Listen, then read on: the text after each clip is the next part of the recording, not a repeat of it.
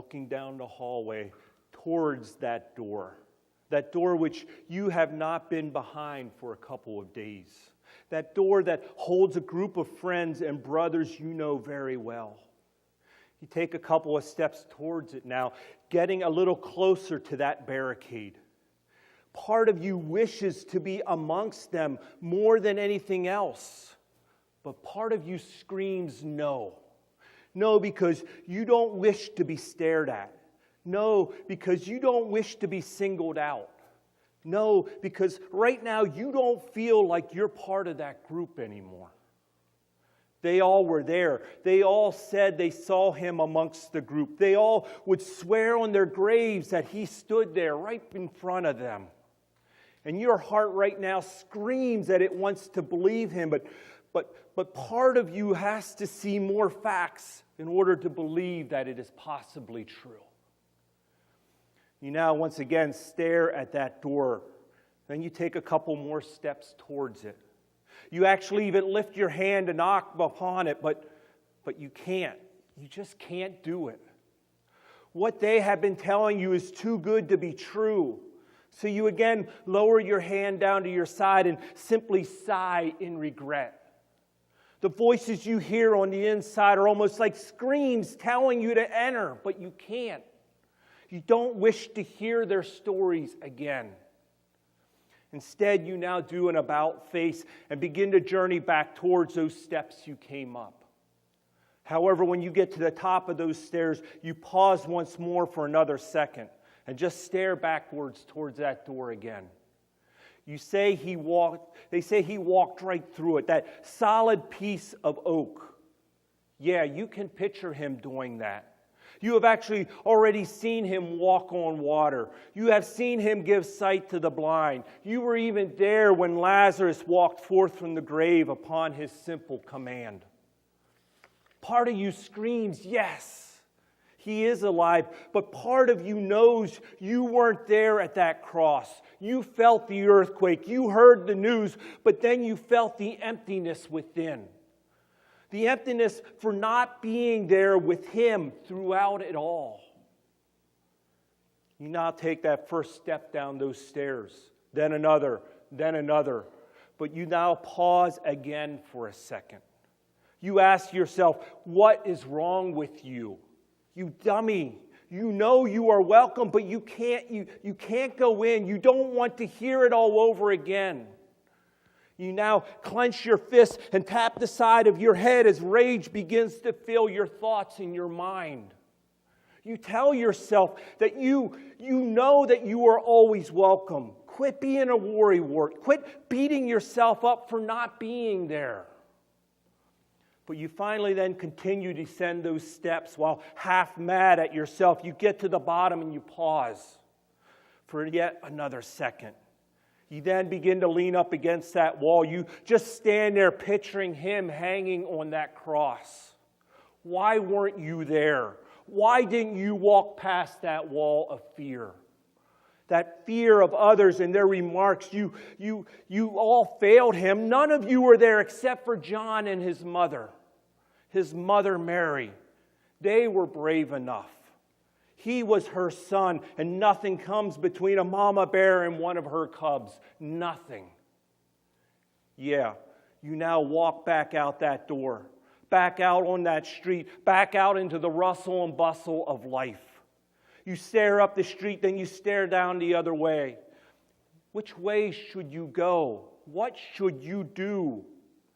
You begin just to walk with a million thoughts flooding your mind. You want to believe it all is true. But to do that, you need to see more evidence. You need to see it all, every last drop of it. Now, as you run those thoughts through your mind, you catch yourself holding out your hands, and so you begin to just look at them, just studying them, flipping them over and over again. You're just staring at them. You stare at them now because you're trying to imagine them with his scars. You again look at them, looking at the detail of each groove, thinking of your life and how the last 3 years have been.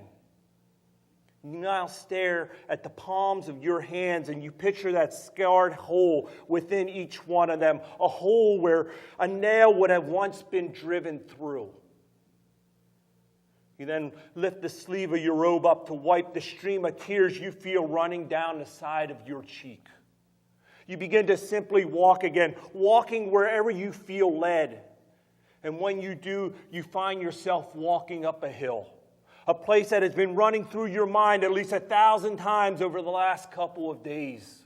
A place the Jews call Golgotha, or place of a skull, because that is what the shape of the hill that you now stare at resembles. The Greeks, they call it cranion, and in Latin you heard it pronounced calvera, still all meaning the skull. You climb that hill now, and when you look up, you see still standing there those 3 beams. Those 3 wooden beams. The cross braces are down, but the center posts, they still stand there. Those wooden pillars on the crest of that hill. You pause for a moment as you run those conversations you had with John and Mary through your mind. How they said that the Romans made him hang there between 2 thieves, and many threw undeserved comments at him throughout the day, testing him every chance they had. You look now again at that timber. You look at its texture. You look at its grain. You even see now where the nail was once driven into the center beam through his feet. Why weren't you here 8 days ago? Why weren't you here to get him down? The answers you don't have. You just lean over now and place your head up against that beam. Tears falling down to the ground below. Why did you let fear hold you back from coming here? Your heart, it hurts. Yes, it hurts. But they are thoughts you have to digest through your mind, all in order to find a true peace somewhere here within. You just stand here for moments, then for hours. Finally, you lift your head up and turn around and begin to look back down into Jerusalem.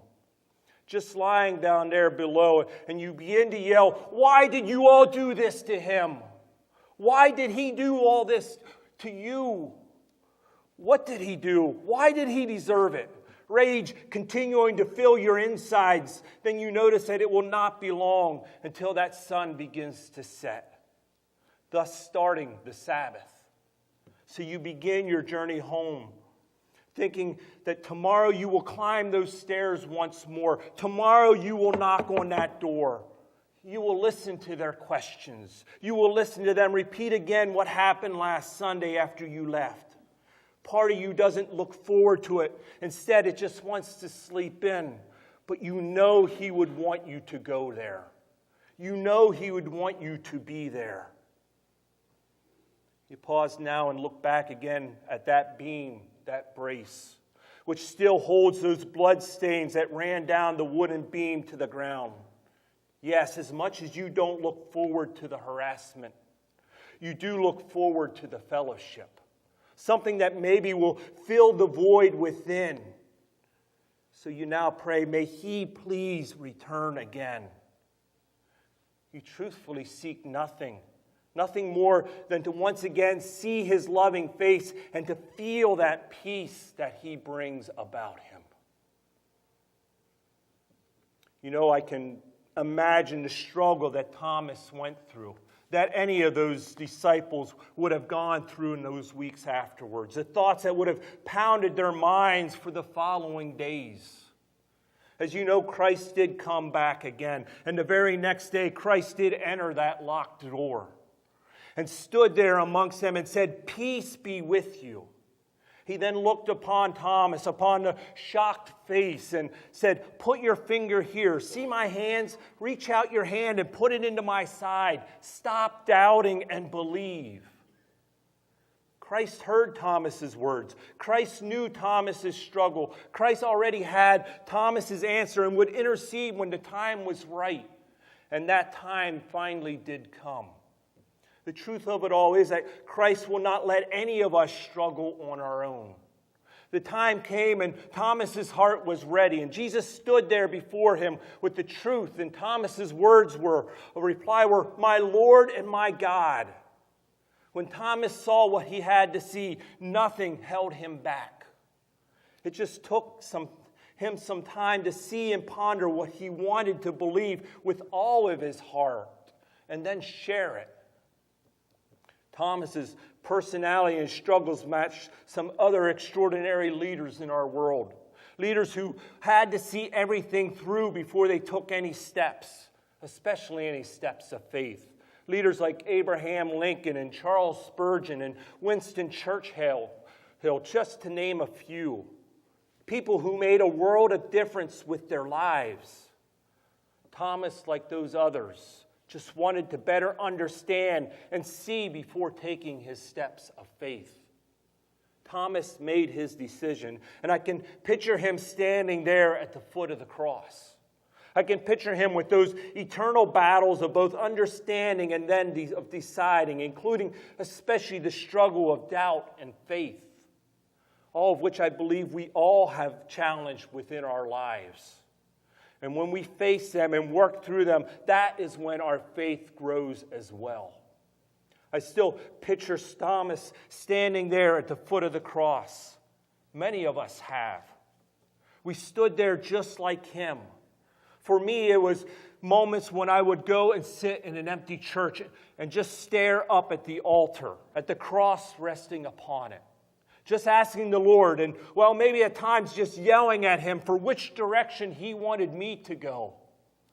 Truthfully, I wanted him to just speak forth and explain it all to me step by step. But I guess you know, however, that is not how he works. That is not what he did. But he did get his message across to me, just like he did to Thomas. We both just had to find the answer within and then take the steps of faith that he gives us to go. This story explains something else to me. It explains that whatever your temperament, he will still use you. Christ doesn't call us to follow him because of our personality. We are his disciples because he first loved us. Over time, the Holy Spirit will then transform our hearts just like he did Thomas's, just like he did mine. It will transform you. He, however, does not expect you to become someone else. That you that God has made is the person he desires and has plans for. But in the end, he then wants to give you as a gift onto others. Your time, your love, your heart. God has made plans for Thomas, and he stepped forth and accepted them. He eventually caught a cargo ship to the country of India, and then began to preach there the good news of Jesus Christ. Thomas, just like the other disciples, was eventually wanted to be put to quiet, but he didn't stop. Instead, he continued to keep preaching. His opponents then ran a spear right through his back, thus making him a martyr. How fitting for the one who wished to put his hand in the side of his master in order to believe. Thomas felt the same pain, that of the Lord. Thomas had a longing to be with his master and was again reunited with him, but only after God's seed was planted there in Indian soil. I'm told the church is still there and is still alive and active today. It all makes me ask, what does the Lord wish of you today? What would you have done if you were Thomas? What steps do you need to take now? What cross would you need to look upon to guide and motivate you to step forward in faith? The rewards we might not ever get to see here, but one day we will. The day he calls us home. The first day we get to spend with him in paradise for all of eternity. Amen. Our second hymn for today is Trust and Obey, hymn number